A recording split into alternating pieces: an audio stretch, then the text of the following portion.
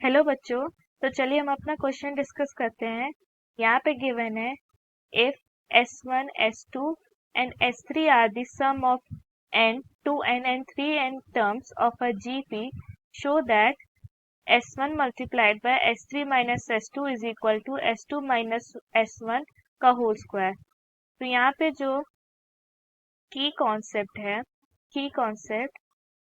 वो है, मान लीजिए हमारे पास एक जीपी है with first term A and common ratio R। तो sum of n terms Sn हो जाएगा A multiplied by R to the power n minus 1 divided by R minus 1। अब यहाँ पर हमारा S1 हो जाएगा जो कि दिया है। मान लीजिए सपोज करते हैं A is first term and R is common ratio। अब हमारा S1 हो जाएगा, ये है सम ऑफ n टर्म्स, तो ये होगा A multiplied by R to the power n minus 1 divided by R minus 1। हमारा S2 हो जाएगा A multiplied by R to the power 2n minus 1 divided by R minus 1।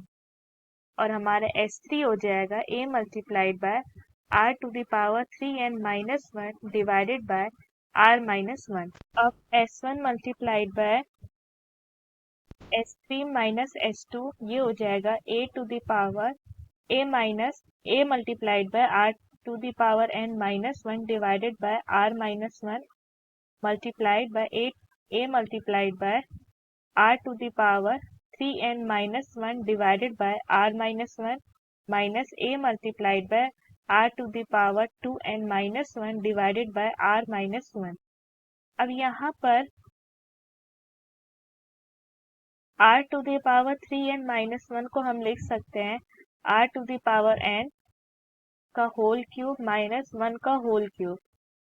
अब इसको हम लिख सकते हैं, यहाँ पे a cube minus b cube क्या होता है, a minus b multiplied by a square plus b square plus A B. तो ये हो सकता है R to the power n minus 1 multiplied by R to the power 2n plus 1 plus R to the power n। और हम R to the power 2n minus 1 को लिख सकते हैं R की पावर n का स्क्वायर माइनस 1 का square.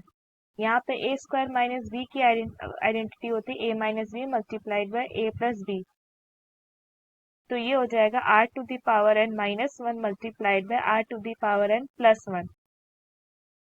तो हमारा S1 multiplied by S3 minus S2 ये हो जाएगा a to the power a multiplied by R to the power n minus 1 divided by R minus 1 is multiplied by a multiplied by R to the power n minus 1 multiplied by R to the power 2n plus 1 plus R to the power n divided by R minus 1 minus a multiplied by R to the power n minus 1 multiplied by R to the power n plus 1 divided by R minus 1।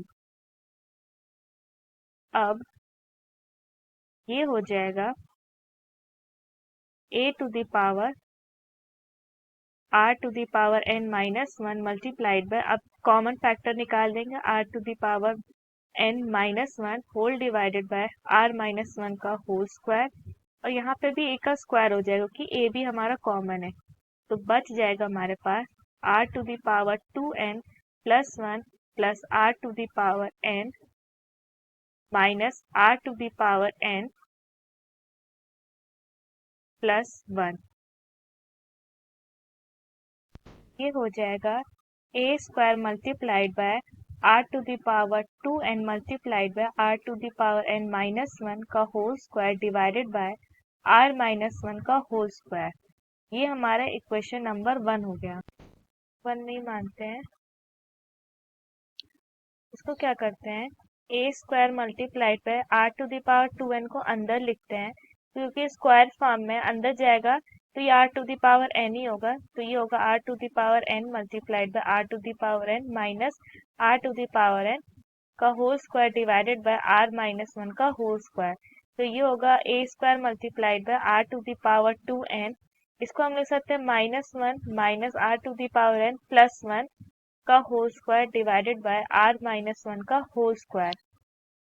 s1 multiplied by s3 minus s2 अब बन जाएगा हमारा, अब हम इसको इस तरह से लिख सकते हैं, a multiplied by r to the power 2n minus 1 minus a multiplied by r to the power n minus 1 divided by r minus 1, इधर r माइनस 1 और इन सब का होल स्क्वायर। अब ये हमें रिप्रेजेंट करता है S2, ये रिप्रेजेंट करता है S1 और इसका होल स्क्वायर। सो हमारा यहाँ पे प्रूफ होता है, hence proved. I hope the concept is clear. Thank you.